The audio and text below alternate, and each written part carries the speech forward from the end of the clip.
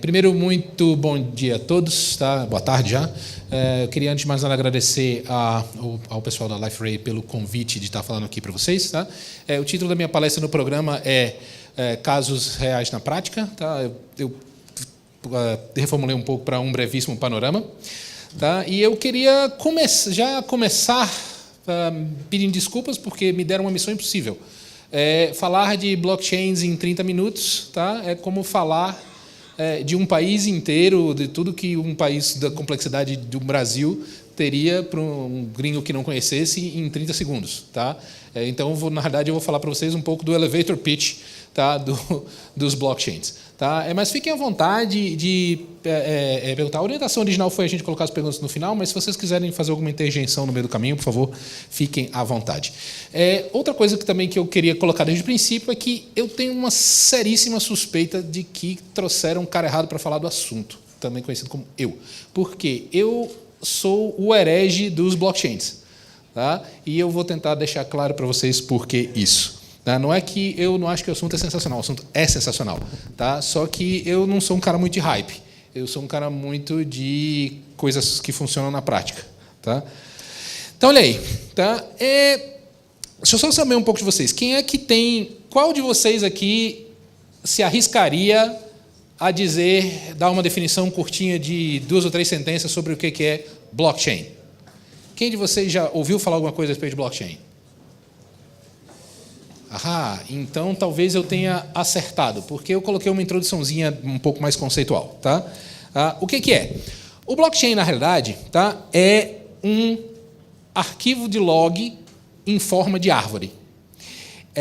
Os tais dos blocos registram fatos ou transações ou dados quaisquer. E se isso parece muito anos 80, é porque parece um pouco mesmo. Eles são colocados em lotes, que o pessoal chama de blocos, tá? E a graça é que esses lotes, tá? Eles se organizam numa forma de árvore de alternativas, tá? E eles criam uma espécie de arquivo de log eternamente crescente, mas o foco principal de um blockchain é integridade e auditabilidade. A ideia é que você consiga provar a um terceiro, que não necessariamente tem acesso ao teu sistema computacional, que todos os dados lá não foram alterados e não foram adulterados desde que você o colocou. É o que o pessoal do blockchain chama de imutabilidade. Tá, ok? Então, é um histórico de transações com foco em integridade. Se vocês querem pensar dessa forma, é uma espécie de cartório digital. Tá? Ele notariza transferências de valor, tá? E, especialmente no mundo das criptomoedas, que foi onde os blockchains surgiram, tá? Eles viabilizam uma coisa que nunca antes existiu na história da humanidade: contabilidade global perfeita, independentemente auditável. Tá?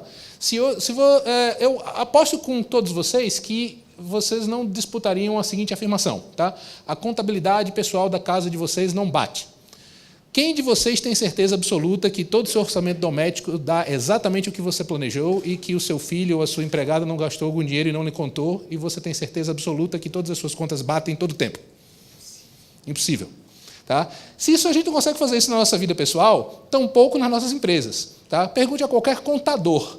Tá? O contador, a função do contador, se você chegar para o contador e disser, cara, a contabilidade bate, ele vai dizer bate, tá? Mas se você pagar 2 cervejas para ele, fazer ele falar a verdade, ele vai dizer o seguinte: não, na realidade o que acontece é o seguinte: a gente rastreia todas as despesas, tudo que sai, que entra, que sai, depois que a gente faz todas as contas, sempre dá uma diferença, porque sempre falta alguma coisa. A gente cria uma conta chamada diferenças operacionais, enfia lá, aí a gente vai bater na marra.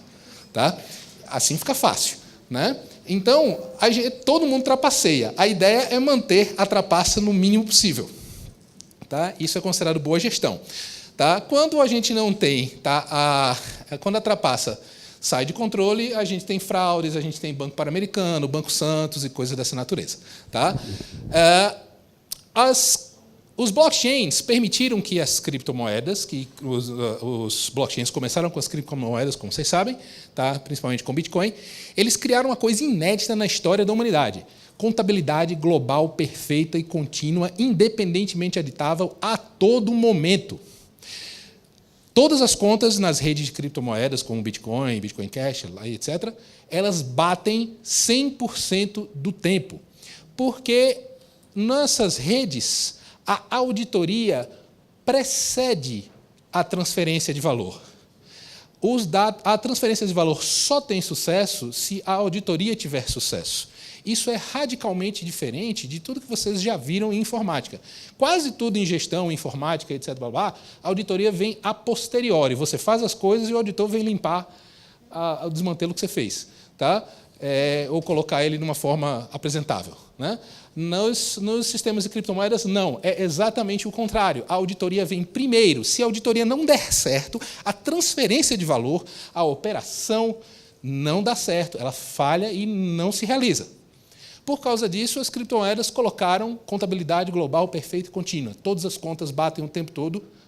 E, o mais importante, nas redes de criptomoedas e nos blockchains públicos, elas são de livre ingresso. Qualquer pessoa, você pode baixar os clientes, você pode baixar o software no seu computador, tá? E a primeira coisa que, quando você ingressa na rede, você faz é conferir a contabilidade de todo mundo para você ter certeza que, desde o começo dos tempos, as contas batem. Só depois que você tem certeza que está tudo certo, é que você realmente audita as novas transações que estão chegando na rede. Tá? Então, as redes de criptomoedas e o blockchain em particular são redes de auditoria voltadas para a integridade dos dados e elas brilham particularmente quando você tem sistemas que pretendem ser transparentes para o público e que operam em ambientes distribuídos, amplamente distribuídos, como a internet aberta. Isso também significa, o corolário disso também é que, se você pretende usar um blockchain numa aplicação centralizada, a maioria das pessoas que entendem do assunto boceja de tédio, porque você não fez absolutamente nada diferente do que um banco de dados não faria. Tá? Os blockchains brilham, especialmente quando você quer mostrar ao mundo que você está fazendo certo. Aí eu tenho uma figurinha que não sincronizou ainda, mas depois eu mostro ela. Eu disse para vocês que eu ia falar que nem jockey de corrida de cavalo, bem depressa, né? Porque eu não tenho tanto tempo. Mas aí depois eu mostro para vocês, se vocês quiserem, essa figurinha. Mas a ideia é que você tem os blocos. Tá? Os blocos, eles registram transações. Um bloco tem mais de uma transação, pode ter 1, 2, 3 mil transações. Tá? Algumas redes forçam que os blocos tenham pelo menos uma transação. Mas a graça do blockchain, na realidade, ele devia se chamar block tree, porque, na realidade, ele é uma árvore. Tá? Diferentes participantes da rede de computadores têm diferentes versões do histórico. Esse camarada aqui, por exemplo, não acha que as transações aconteceram desse jeito aqui. Eles acham que a maneira correta de fazer o bloco número 2 é essa. Já esse outro camarada acha que a maneira é essa. E existe um critério de desempate pelo qual todos os participantes dessa rede distribuída concordam que, entre essas alternativas de descrever as transações, a realidade, o histórico, o que aconteceu, entre essas alternativas, uma delas é a melhor de todas, por algum determinado critério.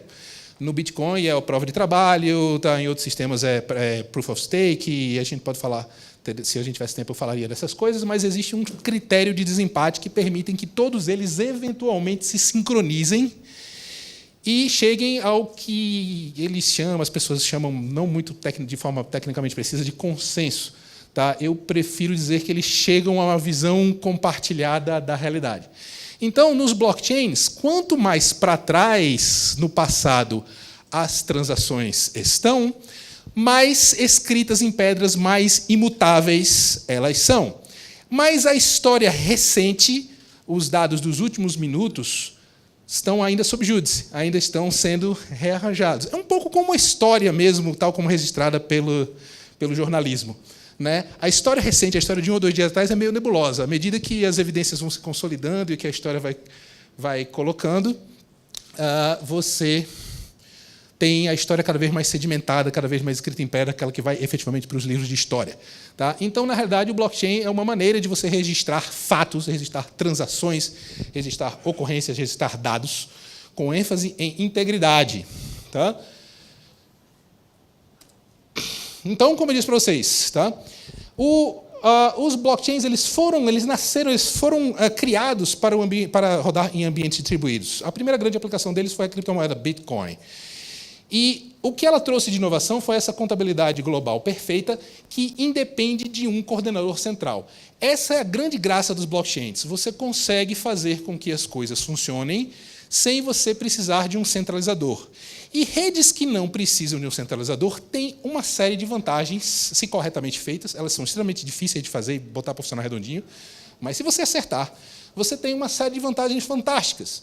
Você tem resiliência e alta disponibilidade. Tá? A rede Bitcoin, por exemplo, que é o exemplo clássico dos blockchains, tá? Ela vai completar 10 anos, agora é 3 de janeiro de 2019, tá? Ela vai completar 10 anos de idade, ela tem exatamente 0% de downtime. 0. Vocês de TI sabem muito bem como é difícil fazer um sistema com 0% de downtime, mesmo que você tenha redundância, mesmo que você tenha site redundante, mesmo que você tenha data center redundante, mesmo que você tenha cloud do Google, o Google sai do ar às vezes. Tá? A rede Bitcoin tem 0% de downtime. Ela tem 0 erros de contabilidade. 0. Não é uma aproximação, é 0 mesmo. Okay? Então, como eu já falei do critério de desempate, tá? Outra coisa legal é que, se alguns nós então saem do ar, os outros compensam e o negócio funciona bem. Você consegue ter transparência, você consegue ter auditabilidade em relação a terceiros. Essa é a grande proposta de valor dos blockchains. É por isso que as pessoas estão muito entusiastas da computação e o mundo de negócios está muito entusiasmado a respeito dos blockchains. É um novo paradigma, é uma nova maneira de fazer a computação funcionar. Tá? E você tem, eu deveria ter colocado aqui entre aspas, a imutabilidade. Como eu falei a vocês, quanto mais tempo passa e mais no passado está, mais escrita em pedra, mais imutável, mais inforjável as informações são. Tá?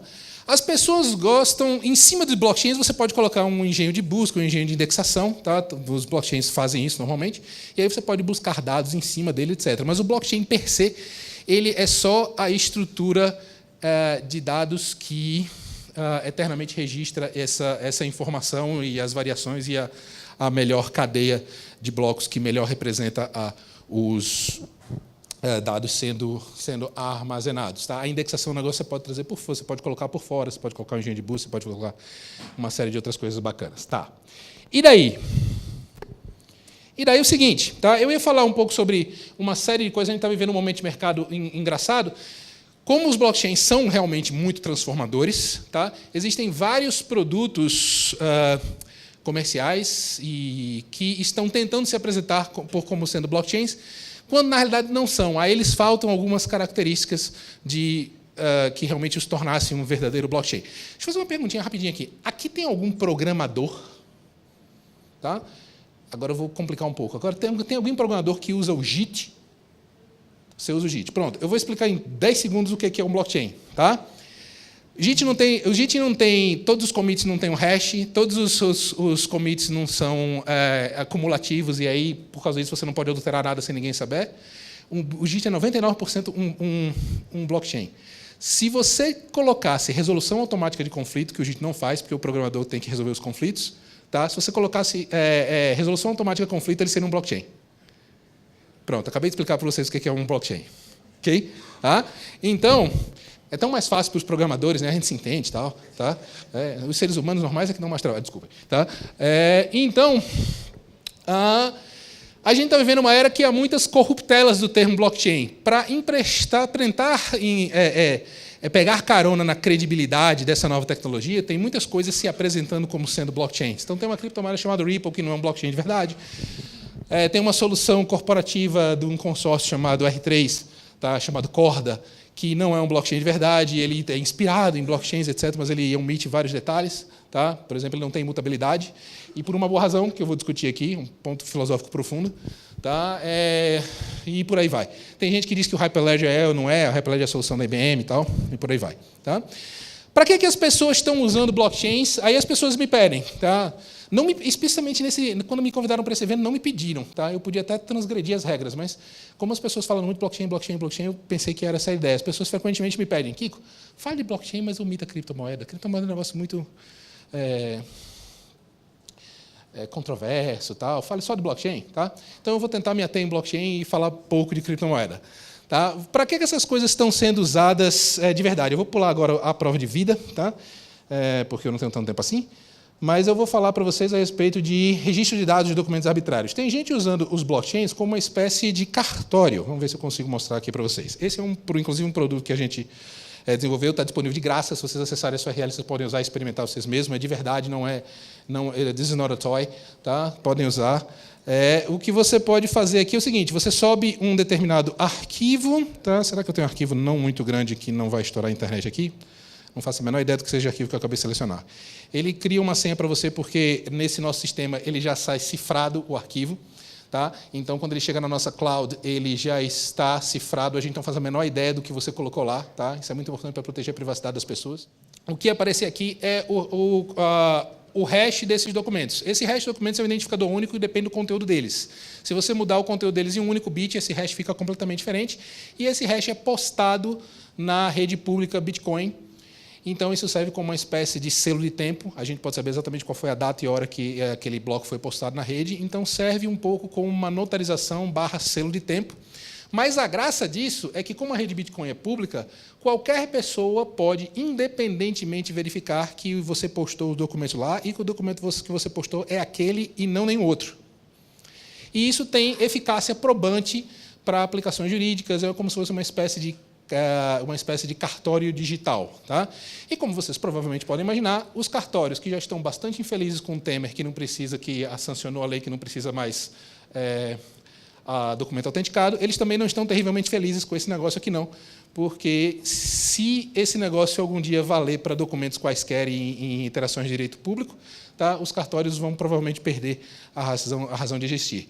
Mas já tem gente, tá, usando esse negócio para assinar no direito, né, não sei se tem advogado aqui, mas os advogados vão lhe dizer que a forma de acordo em contratos e instrumentos privados, ela é livre, a forma de prova. Então, já tem empresas usando isso para assinar contratos entre elas, tá, e bypassando os cartórios em absoluto. Okay? Então, tá, eu ouvi um aqui, né? Pois é, a ideia é mais ou menos essa mesmo. Tá? E com isso vocês começam a pegar um pouquinho do gostinho porque que as pessoas dizem, não sem uma certa hipérbole, não sem um certo exagero, que esse negócio blockchain é disruptivo, vai mudar as estruturas de poder e as cadeias de negócio. Tem um tremendo exagero, tal, mas tem também uma boa dose de verdade nesse negócio todo. Okay? Agora, deixa eu mostrar uma outra aplicação para vocês. Na realidade, cada uma dessas merecia uma palestra, tá? Isso que vocês fizeram aqui é judiação. 30 minutos para falar disso é um negócio de doido. Tá? Mas vamos lá. Tá? Isso traz um item importante aqui, essa aqui, alta eficácia pericial. Se você for nos detalhes técnicos disso aí, tá? Os hashes, os identificadores que eu acabei não conseguindo mostrar para vocês, mas eu vou tentar, tem uma segunda tentativa ali no slide mais na frente, tá? Eles vinculam unicamente com o documento. Então, eles servem como prova, e como prova científica, de que o documento é aquele e nenhum outro. Então, você elimina o problema da rasura digital. Por que as pessoas não assinam contratos, hoje em dia, livremente mandando umas... As pessoas, tem gente até que faz, né?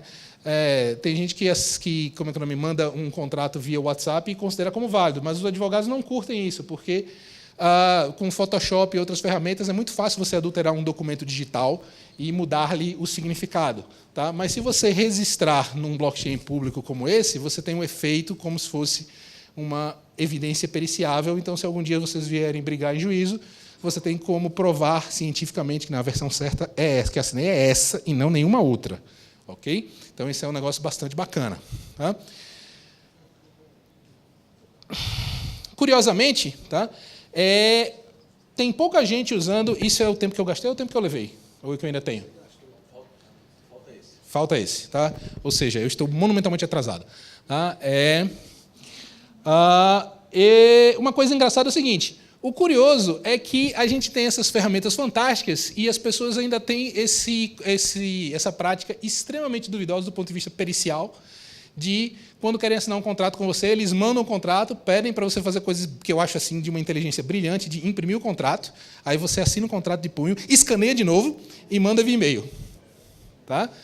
E as pessoas acham que isso dá algum tipo de segurança. Não dá. Tá? Tem 1000 maneiras de burlar isso aí, mas, enfim, as pessoas acreditam. Tá? Uma das aplicações muito bacanas também, que é uma variação, uma especialização da notarização de documentos, é o que se chama de supply chain tracking, ou o rastreamento de cadeia de suprimentos, que é basicamente você fazer a mesma coisa que a gente faz de notarizar os documentos, mas notarizando a burocracia envolvida em uma cadeia de suprimentos para você provar depois a um terceiro que você seguiu os processos, esteve de acordo com os padrões de qualidade ou com os padrões normativos da sua indústria em particular. Tá?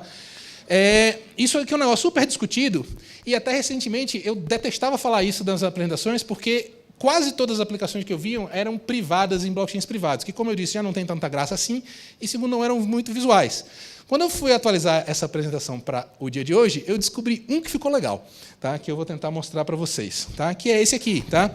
E, se vocês querem conferir o que eu estou falando, tem essa URL aí, mas eu posso fazer melhor, eu estou conectado à internet. Em vez de mostrar o slide, eu posso mostrar o site. Aqui. Esse Proof of Provenance, tá? Ele é basicamente a seguinte parada. O camarada está registrando barras de ouro. Então, ele diz, olha, essa barra foi emitida como é que é o nome? Pelo Mint canadense, tem 1 quilo, a cara dela é essa, o número é esse, etc. E todos os arquivos relacionados à burocracia desse camarada, como o certificado, o assay do camarada que garante a pureza do ouro, como é que é o nome? O protocolo de recebimento do cofre, onde é feita a custódia, etc. Todos os documentos são notarizados no blockchain e publicados nessa interface aí. Essa aplicação é particularmente legal porque ele publica num blockchain público e os arquivos ele coloca numa rede pública chamada IPFS. Tá? Não sei se vocês já ouviram falar de IPFS. Vocês já ouviram falar de BitTorrent? Tá? O IPFS é um BitTorrent programável via API. Tá? Então, você pode incorporar isso nas suas aplicações. Tá? Daria também outra apresentação sobre esse assunto. Tá? Mas o que acontece, então, deixa eu ver se eu consigo rolar aqui a janela. Eu estou com problemas de rolagem. Tá? Mas o problema da resolução ferrou minha... Deixa eu ver se eu consigo diminuir o tamanho da fonte. Não deu. Mas eu tenho um plano B. Eu tirei o screenshot. Tá? E no screenshot, tá, se vocês apertarem nesses botõezinhos aqui... Cadê Cristo? Eu queria... Se você apertar nesses botõezinhos aqui, tá, aparece a imagem do recibo, o thumbnail do recibo específico do camarada que deu a entrada no cofre, de cada etapa da burocracia dele, e aparece um link onde você pode baixar os próprios documentos para você mesmo, independentemente, verificar os hashes e ver que eles são os que eles estão corretos lá. Está entendendo? Então, essa é uma das vantagens que eu, pessoalmente, considero uma tremenda vantagem, mas tem muita gente que diz que é uma faca de dois gumes, que é o uso dos blockchains. Você consegue dar transparência ao seu processo. Você consegue tornar o seu processo auditável independentemente por terceiros, por pessoas que não necessariamente são seus clientes, por pessoas que não necessariamente estão entendendo o teu negócio, mas você consegue mostrar que, pelo menos, você seguiu todos os procedimentos que você deveria ter seguido. Tá? Se isso vai fazer sucesso aqui no Brasil, onde o pessoal falsifica carne e outras coisas, é um ponto para a gente discutir. Né? Que me dá uma oportunidade perfeita para eu falar sobre o reverso da moeda. Tá? Os blockchains permitem você fazer uma empresa transparente, resiliente contra falhas de informática, extremamente segura, só que tem um problema. Essa auditabilidade e essa transparência significa que qualquer erro que você fizer ficará visível e registrado. Você vai ter que fazer uma coisa que é muito dura para a cultura corporativa, que é admitir os seus erros. A cultura corporativa erramos, abafa. Com blockchains, não rola. Okay? Então, essa é uma das razões pelas quais eu sou extraordinariamente cético da adoção de blockchains. Assim, o pessoal diz que o blockchain vai virar o mundo do dia para a noite. Acho difícil. Porque vai ter, não porque a tecnologia não faça ou não entregue as promessas, mas é porque seria necessário mudar essa cultura.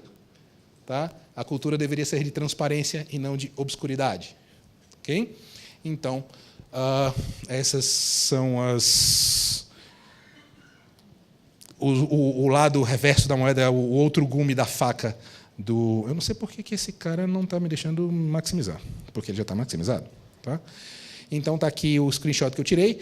Essa aplicação é particularmente bonitinha, porque não dá para ler devido a esse problema aqui, mas aqui tem o recibinho, aqui tinha um comentário de um usuário, aqui nessa outra página tem, se vocês acessarem essa mesma página aqui, vocês vão poder ver vocês mesmos, isso aqui está no ar, é de verdade, de novo não é um brinquedo. Vocês vão ver que esse aqui é o recibo do camarada que deu entrada lá no cofre, esse aqui é o manifesto da transportadora, do pessoal do seguro, etc. Então, toda a cadeia de burocracia está disponível para você. Você pode chegar para mim e dizer assim, Marco, mas qual é a diferença entre isso e qualquer sistema de GED ou de burocracia eletrônica que as empresas têm? Os sistemas tradicionais que as empresas dos senhores certamente já têm são centralizados. São controlados por aquela galerinha de TI. Tá? Se o WannaCry entrar lá e acabar com o banco de dados de vocês, como fez com alguns hospitais, tá? Vocês terão um dia muito, muito, muito ruim recuperando backup. Tá? Aqui as informações estão distribuídas na internet inteira. Tá? E você tem 10 mil backups. Tá?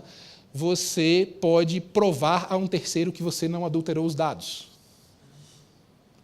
No seu banco de dados, que você tem hoje centralizado, existe um camarada chamado DBA, o Database Administrator, que pode fazer qualquer registro do seu banco de dados aparecer ou desaparecer sem deixar evidências periciáveis a um terceiro. Então, você não consegue garantir, acima de dúvida, acima de qualquer suspeita, que os seus dados não foram adulterados. Existem pessoas que têm o poder absoluto e existem pessoas que insistem em ter o poder absoluto. Tá?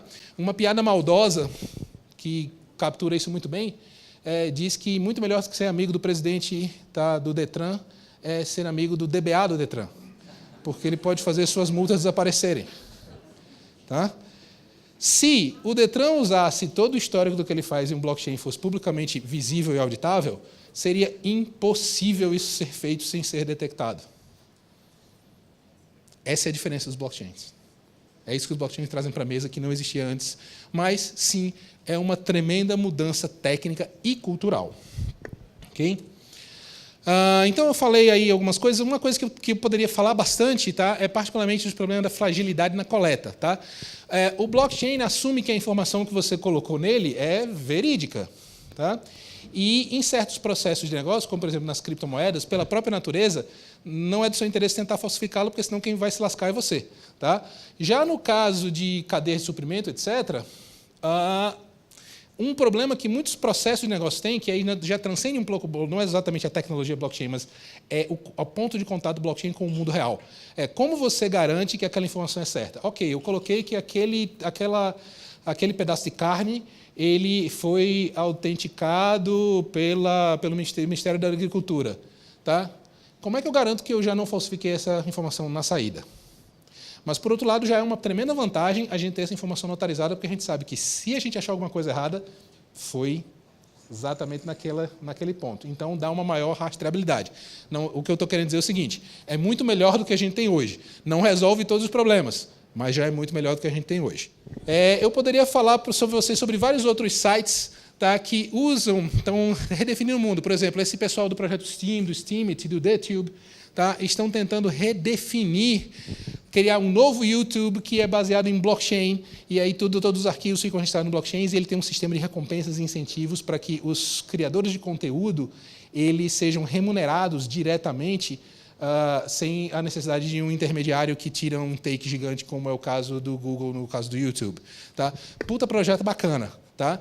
Ainda está longe de se parecer com o YouTube, no sentido que ainda não tem tanto público e tantos bons criadores de conteúdo, mas é um ponto no caminho correto. As criptomoedas fizeram transferência de valor via blockchains e criaram essa revolução das criptomoedas. Os smart contracts vão um passo além. Os smart contracts, eles, na realidade, e vale citar um artigo aqui, eu vou estourar um pouquinho o teu cronômetro, tá? Mas é por uma boa causa, você já vai ver. Tá? Os smart contracts, tá? A primeira coisa que vocês precisam aprender sobre os smart contracts é o seguinte, eles não são nem smart, nem contracts. Okay? Inclusive, tem um artigo muito bonito chamado Smart Contracts are neither smart nor contracts, tá? Que eu posso referendar para vocês. Tá? Mas eles não são contratos no sentido legal, tá? Eles são contratos no sentido de programas de computador que dizem as regras de como o sistema deve ser feito. Tá? E eles são smart porque, na realidade, eles são programáveis no sentido de linguagem de programação de computador. Tá? E o que fazem essas plataformas de smart contracts? Elas, na realidade, são programas de computador que podem pagar e ser pagos em criptomoeda. Então, você pode colocar nesses programas de computador as suas regras de negócio. Se o teu negócio tem uma existência puramente virtual, você pode colocar 99% ou talvez 100% dele no smart contract. E como é um programa de computador que é rodado por uma rede distribuída global, as regras sempre serão seguidas e nunca há como trapacear, porque todos os nós da rede auditam não só as transferências de valor, mas auditam a execução dos smart contracts. Tá? Se a gente conseguisse fazer com que smart contracts virassem contratos mesmo no sentido de seres humanos, tá? A gente conseguiria erradicar os advogados, porque ninguém jamais conseguiria trapacear em nada. Tá?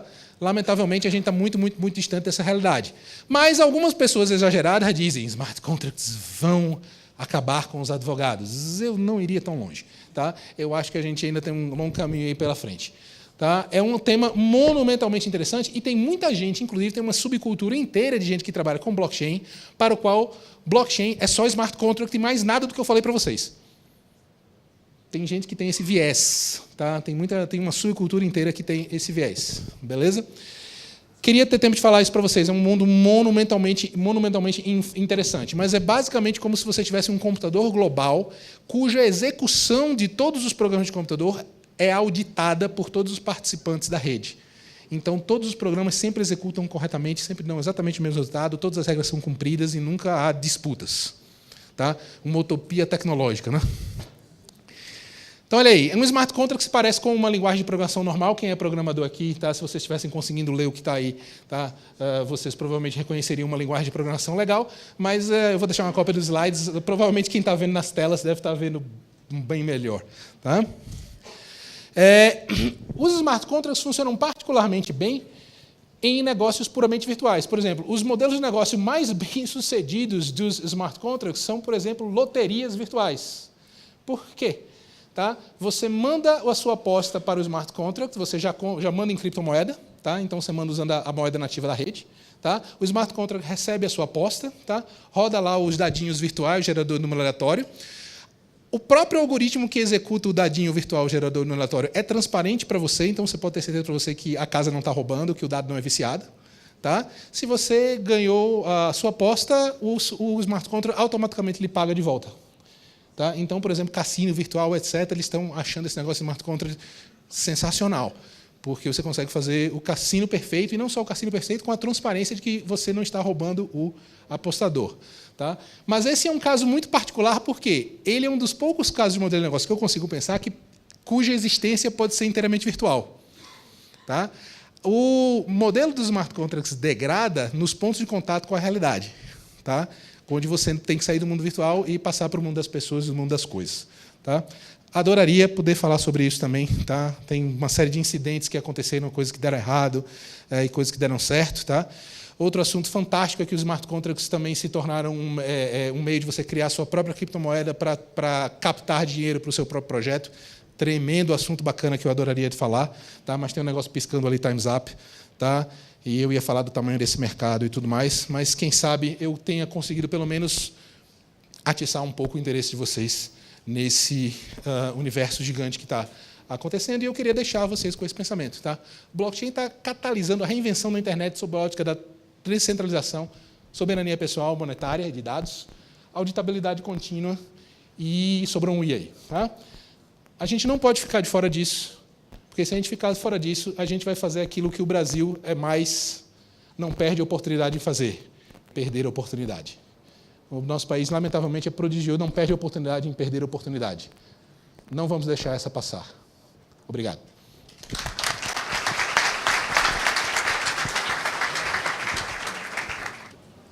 Vou fazer uma pergunta aqui.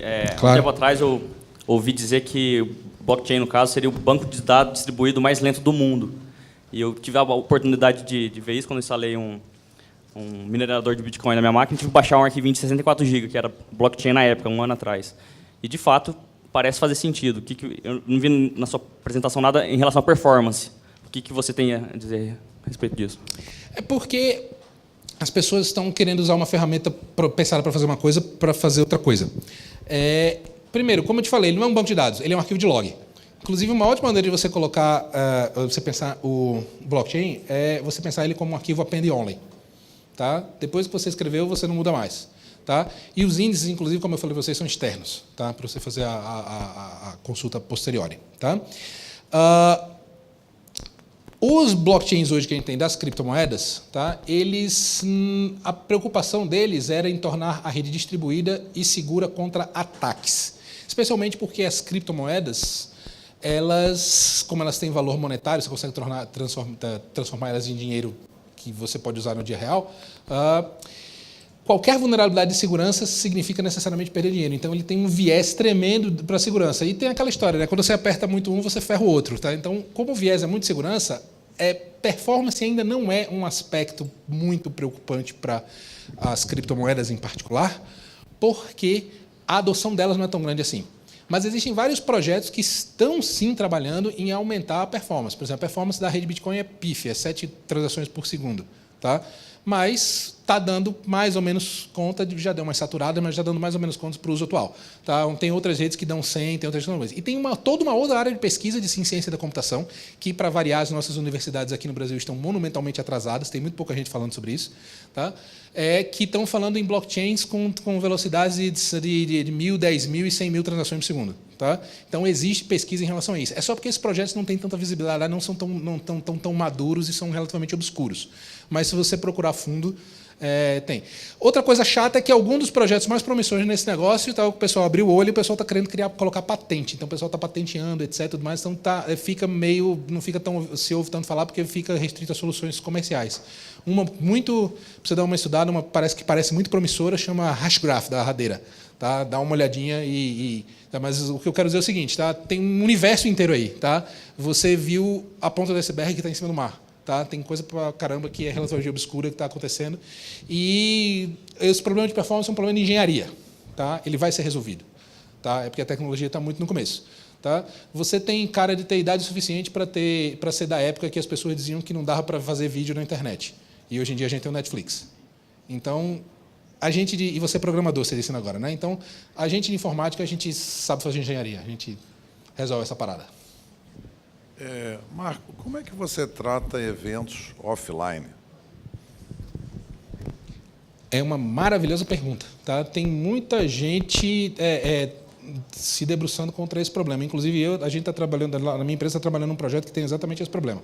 Para tentar resumir uma tremenda longa história, que daria uma outra palestra, um belíssimo título de palestra que você me deu agora, tá ok? Tá? Blockchains in Offline Applications, tá? In Near Offline Applications. Tá? Um tremendo título de palestra. Antes de mais nada, obrigado pela ideia. Tá?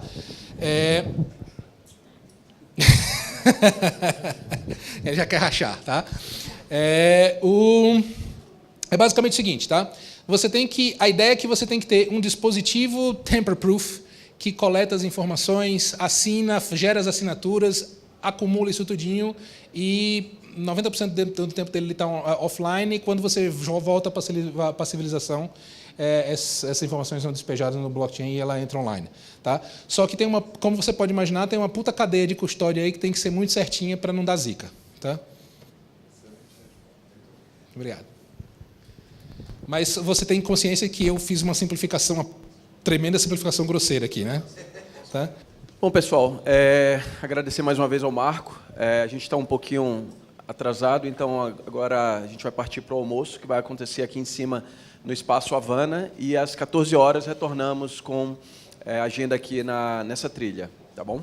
Aproveita aí o espaço para conversar com o Marco, tirar dúvidas. Obrigado.